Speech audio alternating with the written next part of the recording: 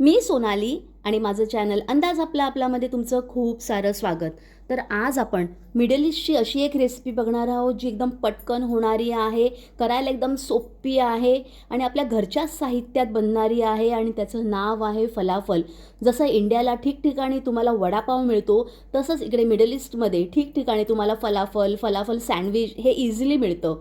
करायला एकदम सोपी रेसिपी आहे. चला तर मग लागूया कामाला.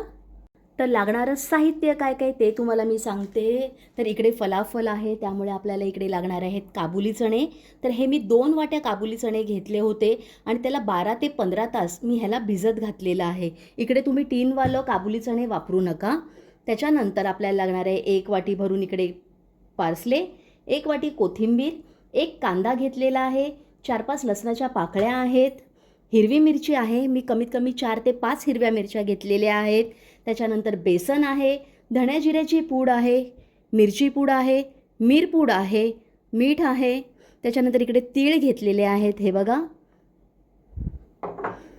आणि आपल्याला लागणार आहे लेमन ज्यूस, तसंच तळण्यासाठी तेल. बस आपल्याला एवढं साहित्य लागणार आहे.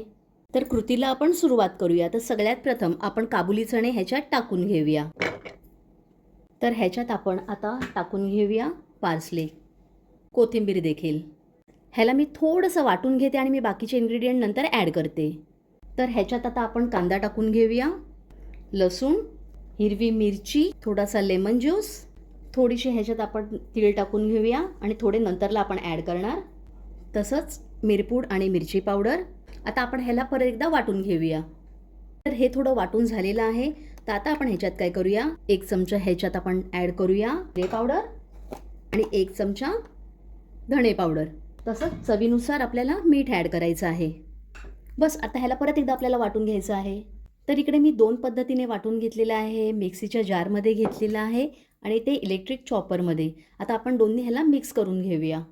तर मिश्रण आपण एका भांड्यात काढून घेतलेलं आहे. आता आपण काय करूया की बाइंडिंगसाठी किंवा ह्याच्यातलं आतलं मॉइश्चर थोडं कमी करण्यासाठी आपण ह्याच्यात बेसन ॲड करूया. तर इकडे मी 2 चमचे भरून बेसन ॲड केलेलं आहे. हे राहिलेले तीळ आहेत, हे ॲड करूया आणि ह्याला नीट व्यवस्थित मिक्स करून घेऊया. फलाफलचं मिश्रण आपलं तयार आहे हे बघा. जर तुमच्याकडे वेळ असेल तर तुम्ही अर्धा तासाला ह्याला फ्रीजमध्ये ठेवू शकता किंवा वेळ नसेल तर तुम्ही डायरेक्ट देखील तळू शकता. तर मी आता ह्याला अर्ध्या तासाला फ्रीजमध्ये ठेवणार आहे. तर इकडे तेल आपण तापायला ठेवलेलं आहे. तसंच फ्रीजमधून हे मी मिश्रण बाहेर काढलेलं आहे फलाफलचं. आता आपण काय करूया, तेल तापलं की ह्याला फ्राय करून घेऊया. एकतर तुम्ही बॉलच्या शेपमध्ये ह्याला फ्राय करू शकता किंवा फ्लॅट पॅटीच्या शेपमध्ये देखील. तर हे बघा, तेल आपलं थोडं तापलेलं आहे आणि आपला बॉल देखील तयार झालेला आहे फलाफलचा. तर आपण आता एक एक ह्याच्यात सोडत जाऊया. तर हे मिश्रण जे तुम्हाला दिसतं आहे हे पेस्ट टाईप नाही आहे, म्हणजे एकदम फाईनवाली पेस्ट टाईप आपण ह्याला वाटून घेतलेलं नाही आहे आणि जाडसर देखील नाही आहे.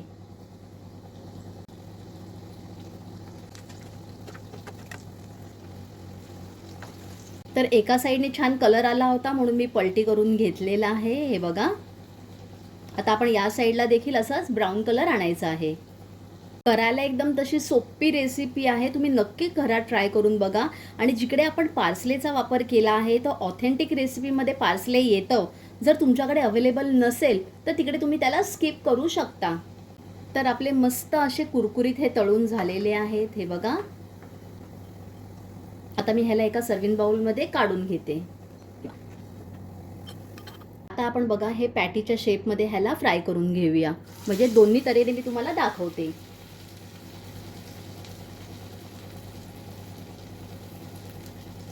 हे बघा,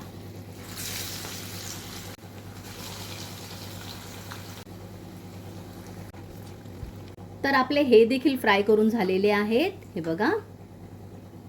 मस्त बाहेरून ब्राऊन कलर आणि आतून ह्याला ग्रीन कलर येतो. असेच मी बाकीचे सगळे करून घेते. चला तर मग इकडे आपली फलाफलची म्हणजे मिडल ईस्टची एक रेसिपी तयार झालेली आहे.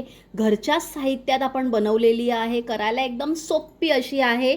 आता मी काय करते, तुम्हाला एक फलाफल ह्याच्यातलं तोडून दाखवते. हे बघा, बाहेरून आहे हा ब्राऊन कलर आणि आतून बघा किती सुंदर असा कलर आहे. तर ही रेसिपी तुम्ही नक्की ट्राय करून बघा, तुमच्या घरात सर्वांना आवडेल.